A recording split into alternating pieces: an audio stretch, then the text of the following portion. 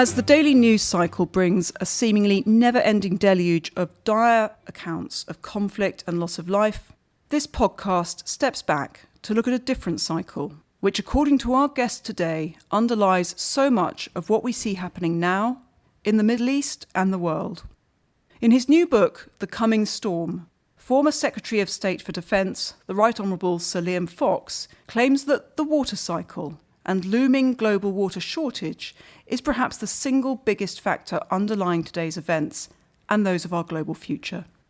I'm Charlotte Leslie, Director of the Conservative Middle East Council.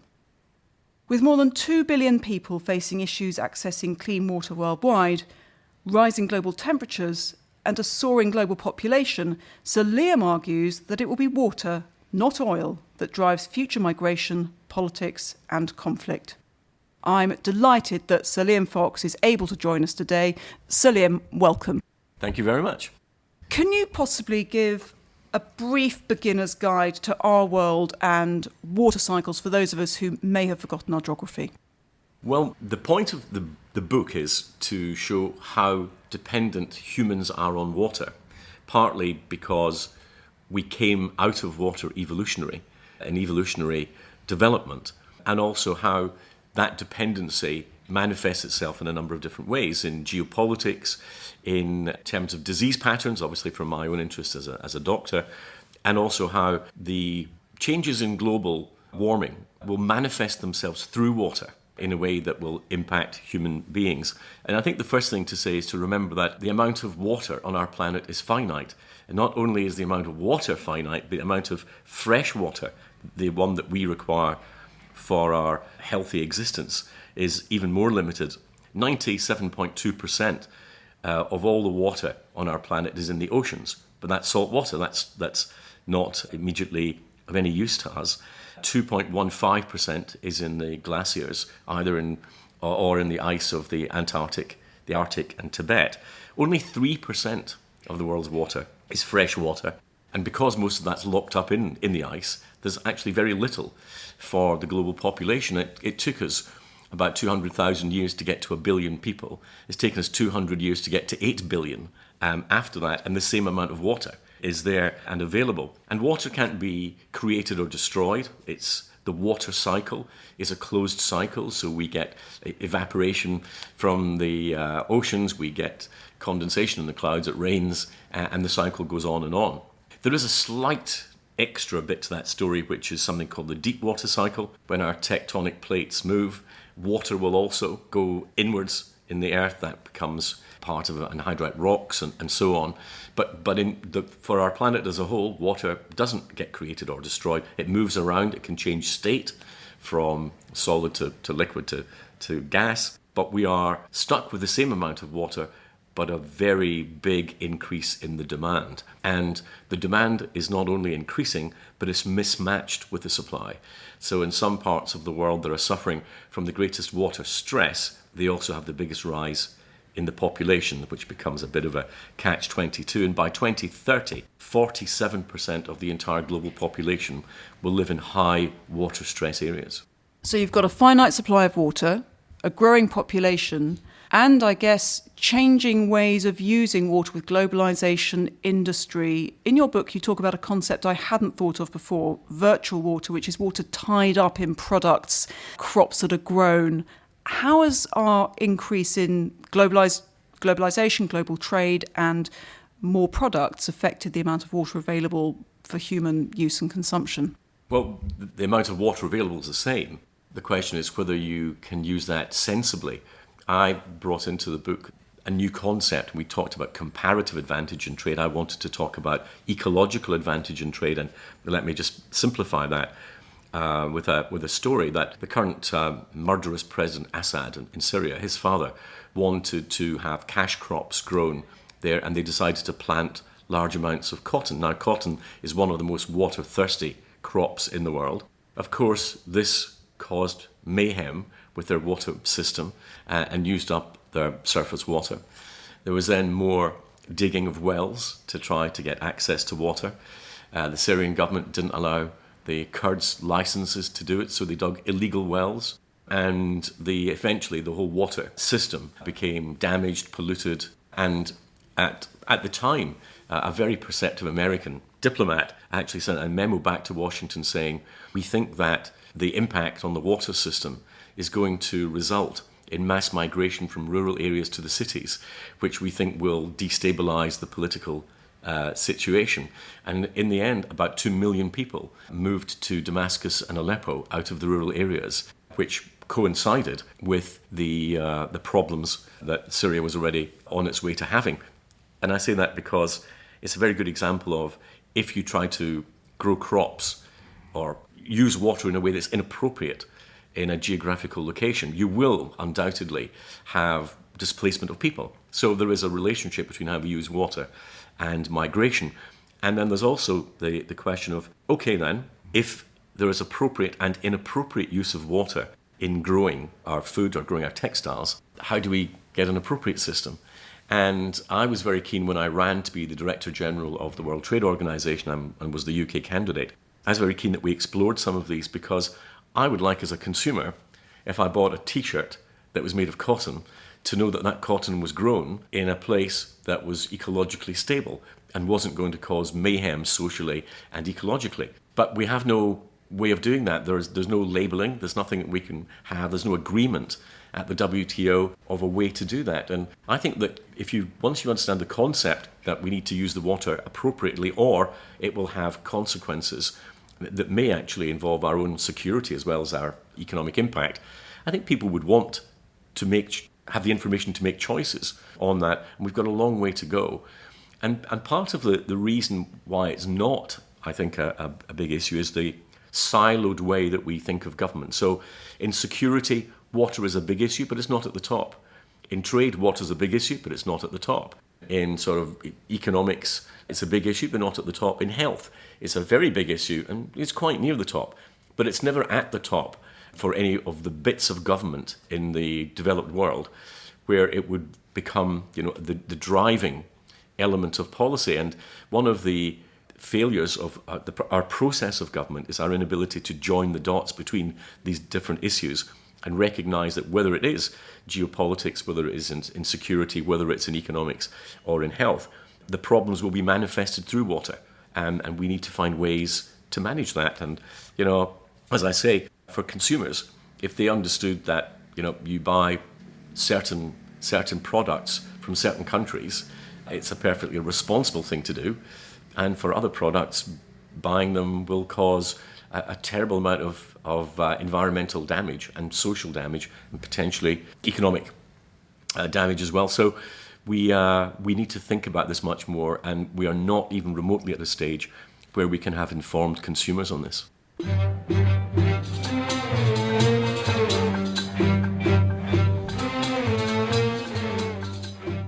I'm Charlotte Leslie, and I'm talking to Sir Liam Fox about his new book, The Coming Storm and Water Security. What struck me when reading your book is, in a way, you're arguing for a different metric and a different lens to look at a lot of the issues that we tackle, as you said, in silos. And something that I guess, as someone who looks at the Middle East, particularly struck me was a claim or a suggestion you made that a lot of the so-called Arab Spring was not necessarily a reaction of wanting democracy, although that was obviously an articulation of it, but was driven at a deeper level by the impact of water insecurity. Can you elaborate on that a bit?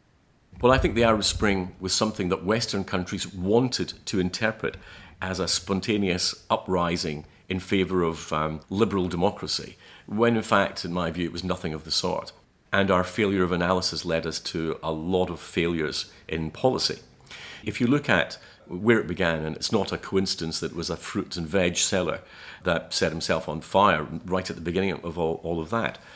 We had seen fuel prices and food prices spike twice in 2008 and 2010, to the point where the subsidies being offered, in particular by the United States, no longer protected consumers from the rise in prices. And suddenly people found that they couldn't buy petrol. They suddenly found that they couldn't buy food. And that's when the protests began. Had we understood, or had we thought a lot more about that issue, we would have been able to have the correct policy prescriptions for that. But we wanted to believe that this was a great upwelling of democratic desire, and so we made the wrong analysis. So it's, again, where you, as I would say as a doctor, if you have the wrong diagnosis, you'll give the wrong treatment, and the patient's unlikely to do well. And sadly, we're seeing that the patient, as it were, is not doing at all well as we record at a time of perhaps unprecedented turbulence in the region. This being the Conservative Middle East Council podcast, you tackle the whole world in your book. Can we focus a bit on some of the particular regions that you highlight and go through some of the history and circumstances of that? I want to start because we're recording at a time when Israel-Palestine and that conflict spilling over into Lebanon is such a key issue. You pick out the Holy River Jordan, and you call it the Holy River Jordan for a very good reason, as one of the areas that is very illustrative of the wider points you make in the book. Can you take us through some of the history of that and take us to where we are now and how that's affected the news headlines that we see on our screens every day? Well, we know that the Jordan Basin is key for a number of countries.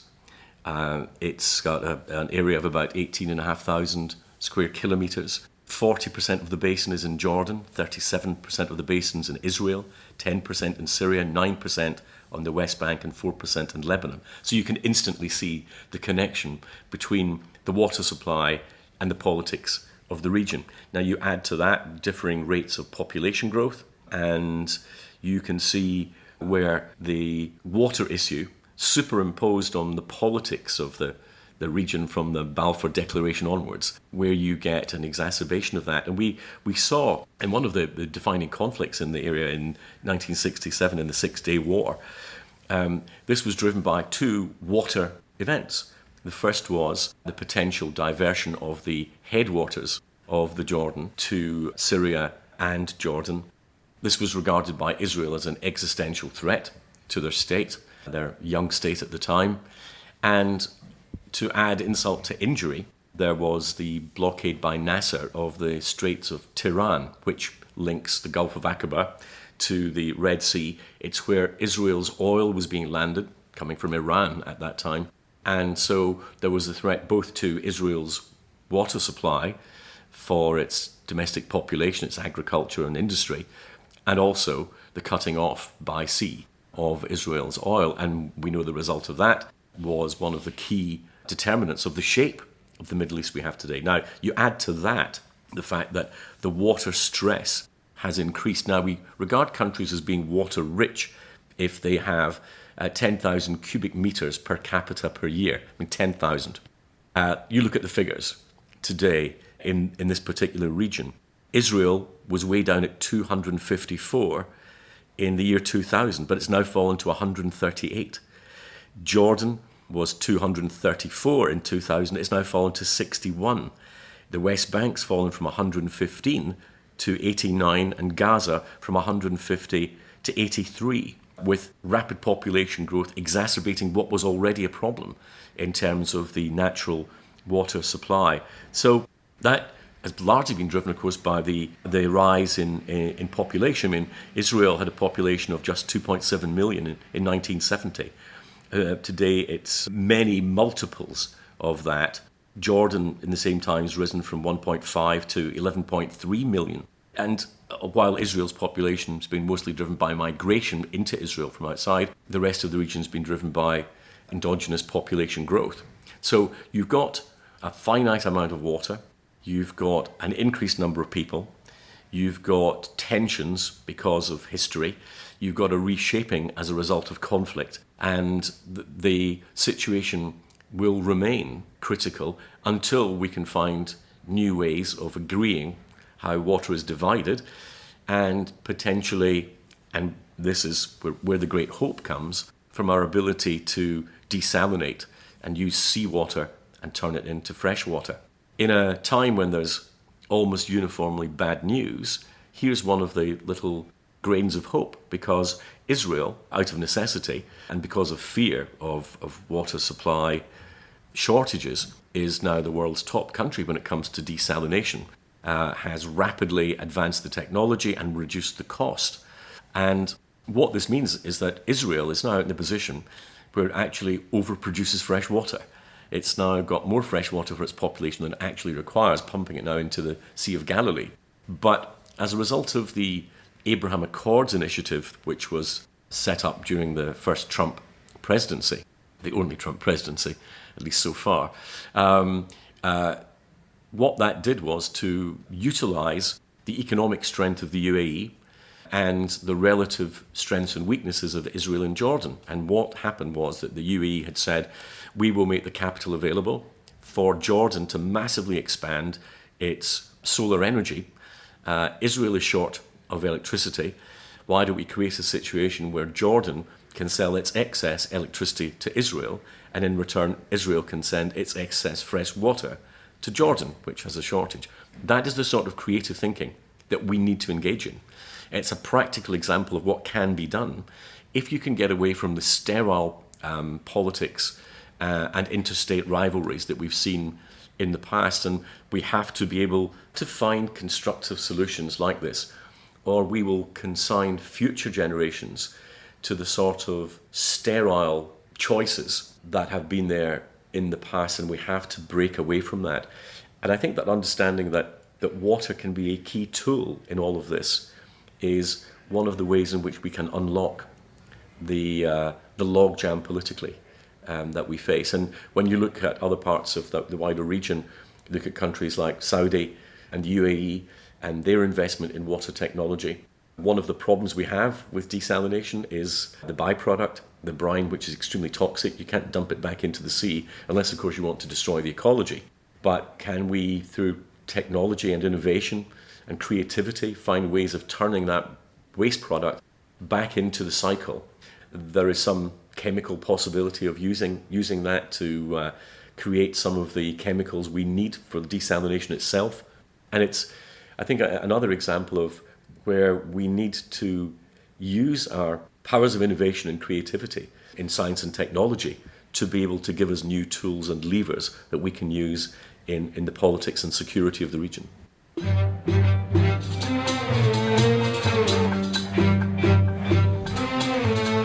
I'm Charlotte Leslie, and I'm talking to Sir Liam Fox about his new book, The Coming Storm and Water Security. We've spoken a bit about hope that the future and technology might give us. Let me turn now to one of the other chapters in your book, the Fertile Crescent, you call it, and we'll talk about what that is, the Euphrates and the Tigris. One of the issues you raise in that, which interested me, was the effect of modern state construction and what that has had on the ability of the region to coordinate and work together on some kind of water strategy. Can you talk us briefly through the Fertile Crescent and the issues, but then particularly how state formation can be an obstacle to water collaboration? Well, that's about 20 questions in one go. So the Fertile Crescent, of course, refers to the region that encompasses Turkey, Iran, Syria, Israel, Jordan, and the northeast part of Egypt. And, of course, the major water resources that you mentioned correctly are the Euphrates, which goes from Turkey to Syria and Iraq, with 90% coming from Turkey and 10% coming from Syria. And the Tigris, which flows from Turkey directly to Iraq, 51% of that water arises in Turkey, 40% arises in Iraq. Now, these states, of course, are not natural states. They're not even natural historic states. They're largely constructs of post-World War I. And there are a number of things that I think are key. First of all, who owns the water? What rights do people have to water? And on what should any division of the availability of the water be decided upon? So some countries, particularly downstream countries, will say, oh, it's on the amount of water that we historically used and the share that we historically had, therefore we should have that historic share. Now, if you think of it historically, and you get big population changes in places like Turkey that are bigger than elsewhere, then that's not going to work. If the bigger your concept of sovereignty over water, the less likely you are to come to agreement over division of its availability. If you think about it in terms of usage, then it's much easier. to come to an agreement. And around the world, where countries have stuck to my sovereign right is that this is my water. Historically, we got a quarter of it, and we're going to have that come what may. Then you come unstuck. If, on the other hand, you say, well, we use at the moment this proportion of it, and we've got the situation with Fertile Crescent at the moment, where Syria is looking for 32% of the Euphrates and 5.4% of the Tigris. Iraq wants 65% of the Euphrates and 92.5% of the Tigris. And Turkey intends to use 52% of the Euphrates and 14% of the Tigris. So the combined demands are 248% of the total availability of the Euphrates and 111% of the Tigris. Now, clearly this is a mathematical impossibility and is not going to happen. So there needs to be a new way of looking at that, and certainly looking at water usage is one. Another one is, what is the irrigability of the land? Now, Turkey would argue it makes sense for more of the flow to be in Turkey because it's got better quality land. It can produce more crops and sustain and support more people. Whereas you get much poorer quality in bits of Syria and arid landscapes in Iraq. So you can see the factors that you would need to put into an equation to make it work. Then, of course, you've got the political element, which is, I suppose, the big debate on water around the world today, which is the concept of upstream and downstream nations. Historically, in the Middle East and North Africa, of course, you've got this historical enmity between Turkey and the Arab states. The Arab states recognize that they're nearly all downstream states from the upstream supplier of the water, being Turkey. And so they want to have a formula based on history. The Turks will argue that they have got a better way of distributing the water. A lot of this comes to a head over dam building, and Syria and Iraq will argue that Turkey is being irrational in building more dams upstream. Turkey will say that makes perfect sense because if you build dams upstream, you lose less water by evaporation and you're better able to control the flow of water. The downstream states will say, but that gives the upstream states control over the flow of the water and a potential strategic weapon. And you could say, well, that's unlikely to happen, except that the region's already seen it. We had with Saddam Hussein diverting water away from the Marsh Arabs, that water can be both a strategic asset and a weapon of war. And so there's always that fear. And slightly outside the region, the most well-known example at the present time is the Grand Renaissance Dam that's been built in Ethiopia, which gives Ethiopia effective control over the flow of the Nile. Now, I wrote a previous book in 2013 saying this was going to be a major problem. And the view at the time was, Egypt and Sudan would never allow this dam to be built. Well, the reality was that they couldn't stop it. They didn't have the military capabilities, even if they had the political will to do that. That dam has now been filled. Ethiopia now is the upstream power. And I think as a practical example of the stresses that we mentioned earlier between water availability and population size, we're going to see upstream and downstream definitions for nations, for sovereign nations in the future. It's a reality that's already with us. The question is, how do we find the means of doing that? And you've got in the Middle East, you've got a number of tensions. You've got Turkey and Syria and Iraq. Of course, you've got the Nile. You've got the tensions between Iran and its neighbours, both on the west and the east. And you can see how this one region, with massive increases in population and building great big cities in what's effectively the desert, creates a whole range of challenges that I'm not sure that we are up to. So we need to do a lot of thinking, and we lack international agreements and law around it. On the Nile, for example, the only two agreements are agreements written under British colonial rule, which don't really deal with the reality that we have today. And in any case, Ethiopia is now the upstream power. Nothing can be done without their agreement, and they were previously excluded from these agreements. They won't be excluded in the future. So we've seen a situation with Ethiopia where just building facts on the ground, regardless of any kind of whether outdated or not international law, is the new reality. Does that set a precedent for other countries and elsewhere? What impact does that kind of precedent set? Well, the place where I think that the completion and filling of the Grand Renaissance Dam will be most noticed will be in Beijing, because there's another area where I think the tensions geopolitically are even greater than in the Middle East, and that relates to Tibet. At the moment, about 40% of all the people on our planet get their drinking or agriculture or industrial water from a river that arises on the Tibetan plateau, either the Indus, the Ganges, Brahmaputra, Mekong, Yellow or Yangtze. And the headwaters of all of those rivers are now controlled by China.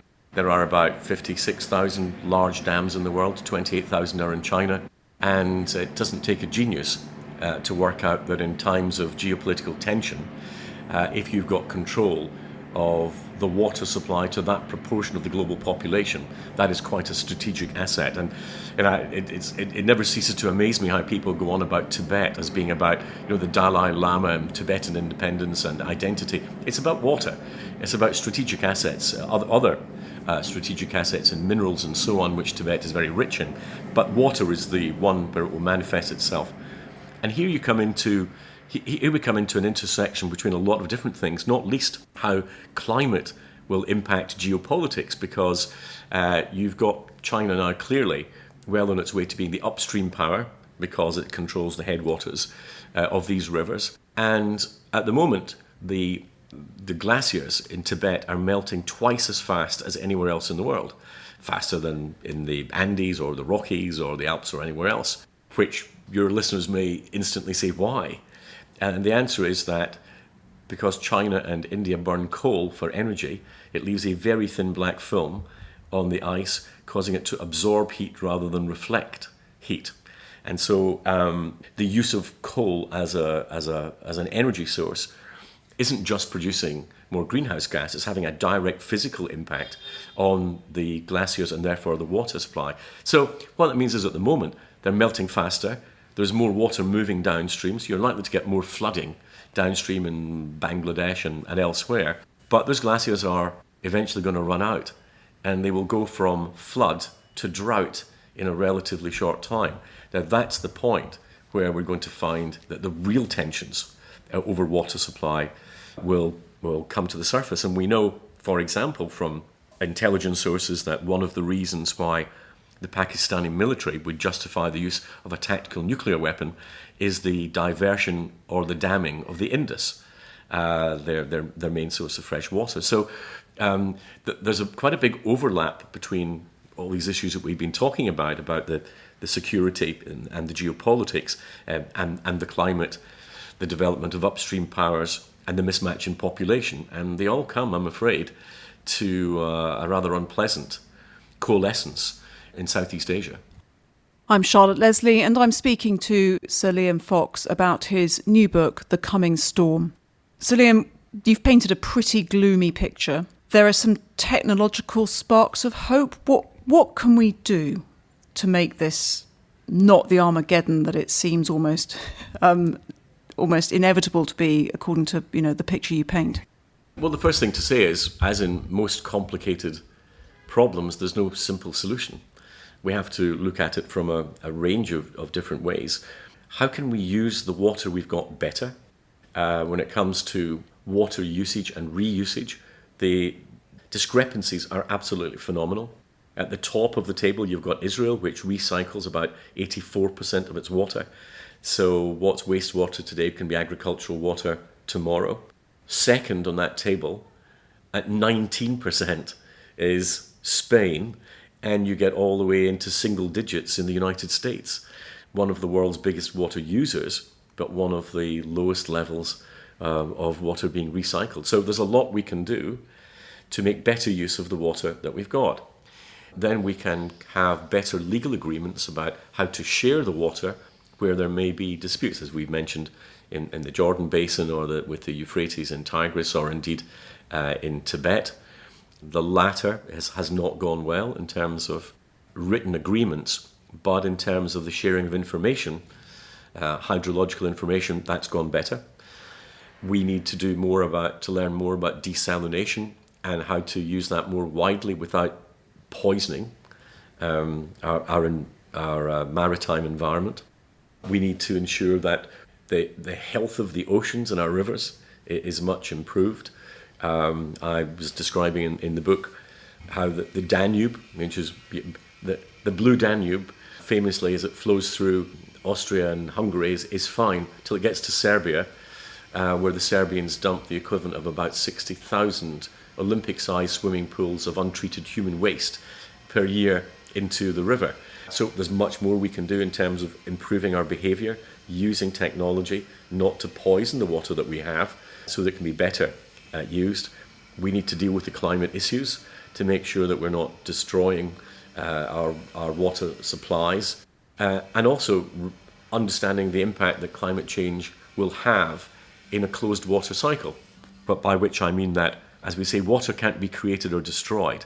It's in a closed system. If you simply bump up the temperature, you simply drive more energy into that system, and you will get more rain in the wet places. Very roughly speaking, it's not as simple as this, and less in the dry places. You will drive extremes in water events, both drought and flood. So a lot of the problems are down to our behaviour, and a lot of the solutions are within our grasp, should we choose to take them. But I go back to the point I made earlier. It's not at the top of anyone's agenda. It's almost at the top of lots, but it doesn't become the actual most important subject. And why the sort of subtitle of the book is Why Water Will Right the 21st Century, is that we are going to be exposed to the implications of our own bad use of water quite quickly.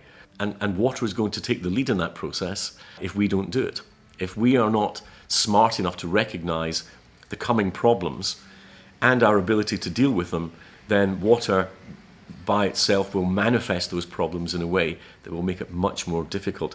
And it's even before we take into account what's one of the major sections of the book, and which is about disease patterns. Disease patterns will change as water patterns change around the world and as temperature changes around the world.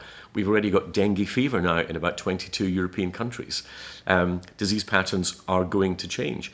As disease patterns change, and as the availability of water to a particular population shift, both of these will drive migration. So if we in water-rich countries think that we are immune to the impact of water problems, we can forget that. We may be at the sharp end in terms of the symptoms, but we have got to deal with the problems themselves. And the inability of Western governments to understand how they have to join the dots between security and economics and trade and ecology continues to flabbergast me. That we don't seem to understand that in an interdependent world and a very interconnected world, whether you believe in the term globalization or not, we are very interconnected, very interdependent. What we do in one part of a closed system will impact on another. That's just truth. And we need to be able to understand the issues better, which is really the point of writing the book. From my time as both Defence Secretary and Trade Secretary and as a doctor, I really wanted to try to bring all the different elements together, because if we understand a problem, I think in life in general, we're much more likely to rationally find a solution. And if we can do it before it becomes a crisis, so much the better. And, a cynic would say, well, it's in human nature that we allow it to become a crisis. That's not true. We actually have been able to avert a number of crises. We've been able to deal with waterborne disease. We've almost wiped out polio, for example. We can do it when we put our mind to it. And I've always been very concerned, and I do some work with WaterAid, which I think is just one of the most magnificent charities on the planet. And I've always believed that your access to clean water has got to be your most basic human right. If necessary, you can live without democracy. You can't live without water. And access to clean water should be the number one sustainable development goal. And I was exploring in the book and just the impact that the lack of clean water has on the population. I was speaking at the Royal Commonwealth Society recently, and I said, we've got 3.5 million people dying of waterborne diseases, preventable waterborne diseases every year. 2.2 million of those are children. And people were all nodding sagely. And I said, but let's put that into understandable language. That's the equivalent of 3 9/11s a day. That's the equivalent of 6 Titanic sinkings a day. Let's try and get this into our heads, because we would never, ever accept that happening. but we stand back and we still have it. And how much would it cost to get clean water to every human being, every of our fellow human beings on the planet? Well, the UN estimates that by 2030, we'd have to spend about $150 billion a year, every year till then, which sounds like a huge amount of money, and it's a huge amount of money, $150 billion a year. Except when you stand back and think we spend $107 billion a year on cosmetics, and we spend $1,609 billion on alcohol. So we could give every one of our fellow human beings access to clean water and sanitation for a tenth of the world's bar bill. Now, that's a thought. And I think on that, Sir Liam Fox, you've given us a lot to think about. Thank you very much indeed for agreeing to speak to us. You are more than welcome, and if it encourages people to understand the issues and buy a very good book, The Coming Storm, on it, then all the better. I would second that. Thank you very much.